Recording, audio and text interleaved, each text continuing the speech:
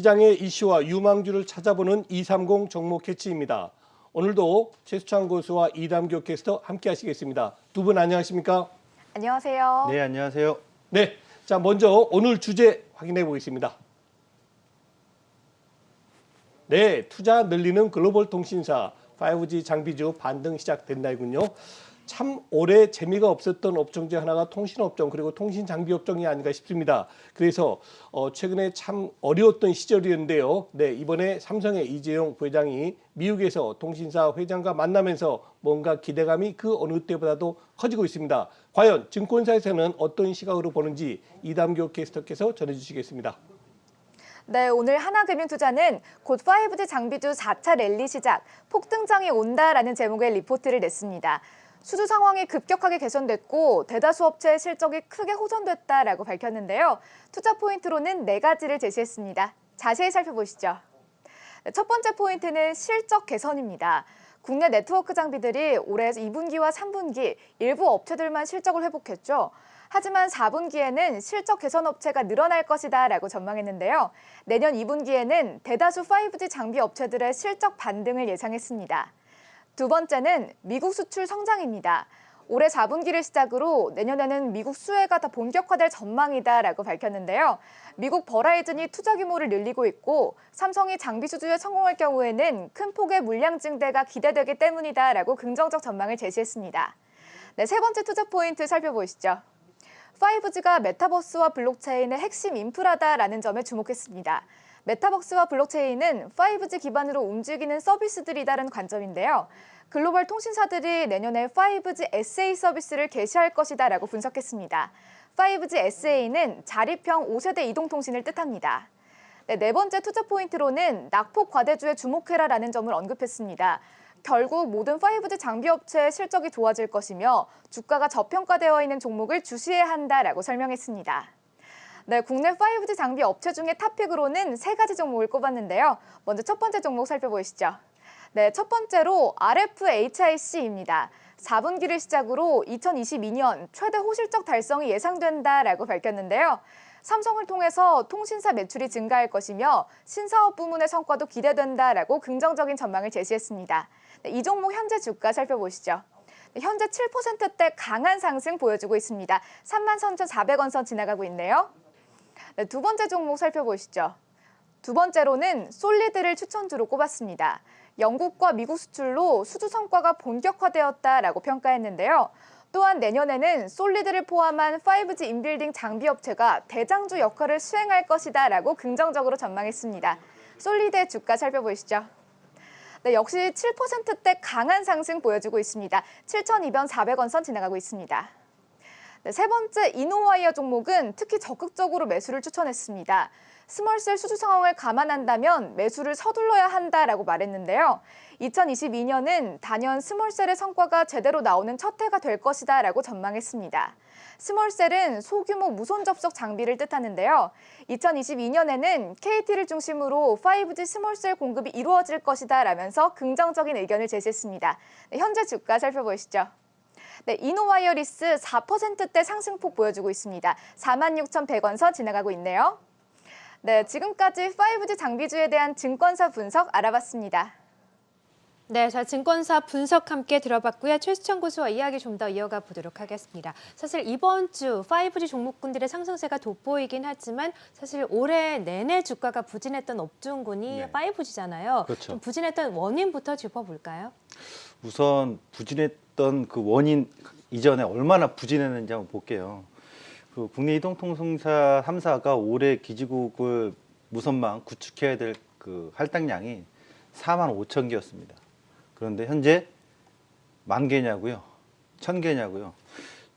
약간 오차 있을 수 있겠습니다만 최신 기준 자료를 보면 현재 161개의 구축입니다. 안 했다는 얘기죠. 왜 안 했을까요? 이 부분을 좀 살펴볼 것들이 좀 많은데 우선은 현재 5G 쓰시는 분들 한 2천만 명이 넘습니다만 개통자분들이 쓰시면서 이런 얘기하죠. 5G는 무슨 5G냐? 오지 마을에 와 있는 것 같다. 터지지도 않고. 근데 왜 이렇게까지 구축이 안 됐냐면 첫 번째는 그 비용 부담이에요. 그리고 5G를 지금 구축했을 때 앞서서 그 콘텐츠라든가 여러 가지 기술적인 부분들에서 부족함이 많다. 왜 그러냐면 5G는 직진성이 강해서 가장 빠릅니다. 근데 반대로 직진성이 강하다 보니까 방해물이 많으면 그 도달 거리가 짧아가지고 전달력이 범위가 넓지 않아요. 그래서 고주파 대역을 써야만 정말 5G 빠른 건데 28GHz 쪽에 대한 구축망을 거의 하지 않고 있는 거거든요. 이 이유 중에 여러 가지가 있습니다. 첫 번째는 일단 비용 부담에 있어서 또 올해요. 방송이 아니라 이동통신사들이 이익이 상당히 많습니다. 요금은 5G 요금 받고 실질적으로는 5G 지원을 안 하고 이쪽 업계의 용어로는 비단독 모드라고 하죠. 5G SA라고 해서 단독 모드를 구축해야 되는데 기존의 LTE 모드를 연계해가지고 쓰고 있었거든요. 근데 이 부분에 있어서는 첫 번째 코로나 영향이 있다고 봐야 돼요. 코로나로 인해서 전체적으로 투자에 대한 어떤 좀 지연 과정. 근데 코로나 외에 또 있다면 아까 비용 부담 얘기했잖아요. 그 외에 하나 더 제재가 특별히 없는 거예요. 과기부에서는 이렇게 하라고 할당을 줬는데 주파수 다 받고 나서는 돈을 좀 버는 거죠. 너무 직설적인지 모르겠습니다만 이동통신사들이 제재받을 게 없어요. 할당을 받아놓고 일단은 가격 요금은 5G 요금을 해놓고 소비자에게 5G 요금을 받아서 그 이익금을 많이 만들어 놓고 그 다음에 이제 실질적으로 투자는 그 이익금이 쌓인 시점에서 하려고 하는 그러한 과도기라고 올 한 해는 좀 봐야 될 것 같아요. 그런 점에 있어서 지연이 많이 됐던 게 올해 작년까지는 기대감 5G가 이제 열린다. 우리나라가 세계 최초로 시작했다. 이런 기대감이었다면 실제 약간 과도기 국면에서 지연된 과정 정도로 보시면 좋겠고 또 하나는 그 화웨이 영향이 있다고 봐야 되겠죠.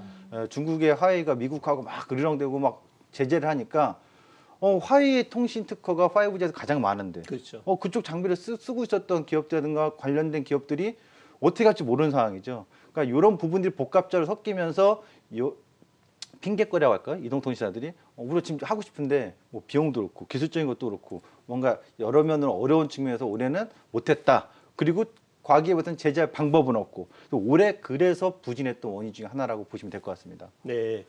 지금 교수님 말씀을 해 주셨습니다만 결국 주가는 실적이 좌우되는 것 아니겠습니까? 그런데 작년까지만 해도 기대가 굉장히 높았던 이런 장비 관련주들이 금년 들어서 실제 그다지 좋지가 않았어요. 그런데 이번에 어떻게 이제 모멘텀 될지 모르겠습니다만 삼성의 이재용 부회장 그리고 버라이즌 CEO의 만남 그리고 삼성에서 대규모 수주를 받을 것이라는 기대감 여기 이제 표출되고 있는데 과연 이것이 5G 관련주의 모멘텀이 될까요? 우선 이제 얘기 나온 것 중에 삼성 얘기 나왔잖아요. 네. 여러분이 잊어버리신 것 같은데 버라이즌하고는 사실 2020년도 9월 달에 7조 9천억의 공급 계약이 맺어져 있습니다. 그렇죠. 예. 예. 근데 이번에 이제 만남을 통해서 베스베리 CEO를 만나면서 결국 삼성이 반도체 투자를 발표도 했지만 미국에서 상적으로 결국 5G 쪽에 좀 집중하고 있다고 보면 돼요. 그렇죠. 비즈니스 외교는 그 점에서도 그 모멘텀이 일단 죽어 있었던 5G를 좀 끄집어냈다. 이번 주에 단기 상승 좀 강하게 최근에 좀 보여주게 요인이 됐다 이렇게 봐야 될 것 같고요. 그리고 5G가 그럼 과연 다시 뛸까요? 실적이 좋아질까요? 가능성이 있습니다. 이번 9월에 전자법 개정이 시행령이 개정이 됐습니다. 일부분 개정됐는데 어떻게 됐냐면 9월에 무선국 시설자에 대해서 전파 사용료를 경감해 줍니다. 무려 가입자당 한 명씩 2,000원의 사용료를 이동통신사들이 내야 됩니다만 이것을 90% 할인해서 200원까지 떨어뜨린다. 이 얘기는 뭐냐면 시설 투자해라. 그러면 할인해 줄게. 당근 정책을 낸 거고요.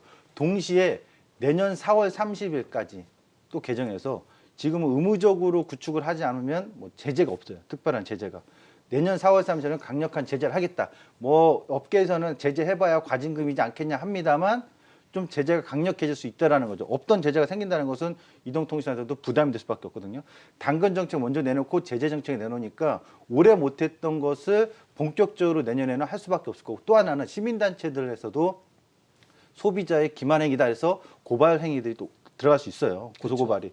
그래서 이제는 더 늦출 수 없는 이 통사들의 이 설비 투자 내년은 주목할 만한 요인이 있을 것 같고요. 방금 전에 이재용 부회장 얘기했습니다만 비즈니스 외교부에서 버라이즌을 만났는데 버라이즌 같은 경우가 미국에서는 고주파 대역을 갖고 있거든요. 미국은 28GHz와 더불어서 39GHz도 써요. 그래서 버라이즌에 공급하는 양이 증가할 것은 뭐 자명한 사실이라고 얘기할 수 있겠죠. 작년에 계약한 부분도 있고 더 확대될 가능성. 미국에서 또 인프라 투자가 법안이 통과되면서 5G에 대한 투자는 더 본격적으로 될 것이다. 그럼 미국은 어느 정도로 5G 투자가 이루어졌냐면 전 세계적으로 보면 아직도 한 중간 정도 미진합니다. 그래서 2024년도까지는 계속 5G 투자가 급격히 증가할 시기가 됐다. 이렇게 보시면 될 것 같습니다. 네, 자 말씀을 들어보니까 투자 모멘텀도 풍부한 상황인데 어떤 종목을 고르느냐가 중요하겠죠. 화면을 통해서 종목 먼저 살펴보겠습니다. 자, 5G 종목군 안에서는요. 오늘 최수찬 고수께서는 RFHIC 그리고 서진 시스템을 꼽으셨네요. 자, 두 종목 전략 함께 들어볼게요. 네, RFHIC 서진 시스템 먼저 RFHIC는요. 이 회사는 국내 유일이고 전 세계에 이 회사가 갖고 있는 전력 증폭기, 지라갈륨의 소재로 하는 전력 증폭기 트랜지스터는 기술력이 상당히 뛰어나야 되거든요. 그래서 국내 유일이고 전 세계적으로는 한 3군데 정도밖에 없다고 하니 그에 따른 희소성, 가치 부각 주목해야 되겠죠. 전력 증폭기 같은 경우는 5G의 기준에 들어갈 때 가장 꼭 필수한 그 부품이기 때문에 이 부분에 대한 성장이 다시 이루어질 거다. 다만 그동안은 못 갔던 이유 중에 하나가 화웨이 쪽에 대한 공급이 많았기 때문에 화웨이 제재를 해서 피해를 본 거 아니냐. 화웨이 피해주로서 가장 부각이 됐었는데 좀 달라진 점이 있어요. 보시면 삼성전자 향이 최근에 매출이 계속 증가하고 있어요. 결국 북미 시장에서의 삼성전자가 버라이즌의 공급이 계속 확대되면 기술은 유일하니까 이 부품을 쓸 수밖에 없거든요. 이것이 삼성전자에 공급이 되고 있기 때문에 결국 해외에서 북미 시장에 대한 매출 증가 기대치가 높아지고 있다는 점. 또 하나는 일본과 인도입니다. 인도에서는 보다폰 다음에 에어텔 그리고 3위가 지오인데 이 3대 통신사가 거의 비슷해요. 점유율이 30%대거든요. 릴리언스의 지오 요 통신사에도 공급이 됩니다. 본격적으로 4분기부터 됩니다. 이런 점에 있어서 이 RFHIC는 5G의 핵심 부품주로 통신 부품주로 보시면 좋을 것 같고 하나 더 있습니다. 이 회사가 그동안에는 웨이퍼라든가 이쪽에서는 미국에서 관계 기업에서 공급을 받았는데 부품 생산할 때 수직 이거를 2024년부터는 자체 개발한다고 하니까 원가 절감에 대한 가능성이 높겠죠. 또 하나 방산용 전력 증폭기가 공급이 됩니다. 어디에? LIG 넥스원이에요. 이런 점에 있어서 RFHIC 다시 한번 주목이 될 것 같고요. 두 번째 종목은 서진 시스템입니다. 이 서진 시스템은 다이캐스팅 주물 제조 방식으로 함재를 만드는 거예요. 그러니까 중계기는 껍데기 케이스라고 하죠. 이 부분이 이제 이 알루미늄 소재로 되어 있는데 이 회사가 바로 그 통신 함재를 만드는데 주목할 부분은 삼성전자 외에도 에릭슨하고 협업해서 에릭슨에 공급하기로 했기 때문에 올 4분기부터 에릭슨 빠르면 늦어도 내년 1분기부터는 에릭슨하고 협업국가에 따라서 본격적인 성장 실적이다. 에릭슨은 실질적으로 화웨이 다음에 통신 이 장비 쪽에서는 1위거든요. 그러니까 화웨이가 제재를 받으니까 실질적으로 현재는 가장 1위 사업자라고 봐야 되겠죠. 그리고 이 회사는 다른 점이 하나가 있습니다. 5G만 갖고는 성장 동력이 부재할 수 있어. 언제든지 새로운 성장 동력이 필요해. 그게 ESS 쪽인데 EV 전기차 배터리 케이스 쪽으로 진출했거든요. 다이캐스팅 이 주물 방식을 통해서 이 케이스 쪽으로 진출했다는 것이 실질적으로 또 어디에 공급하냐? 삼성 SDI에 공급을 하기 시작했습니다. 그리고 하나 더 최근에 HAM 해운사하고 더불어서 에이스 엔지니어링 회사랑 같이 협업으로 컨테이너 박스를 생산하겠어요. 컨테이너가 물동량이 증가하면서 컨테이너 박스가 부족한데 이 사업을 베트남 공장에서 양산 계획이 나와 있기 때문에 새로운 성장력 5G에만 집중되지 않으면서 5G의 좋은 점을 토대로 신성장 동력을 또 하나 날개를 달았다 이렇게 보시면 될 것 같습니다. 네, 자 오늘은 최근 또 상승세를 거듭하고 있는 5G 종목군들에 대해서 앞으로 모멘텀 전망 들어봤고요. 또 유망주 탑픽 두 종목까지 함께 들어봤네요. 지금까지 최수찬 고수 그리고 이담교 캐스터와 함께했습니다. 고맙습니다. 네, 감사합니다.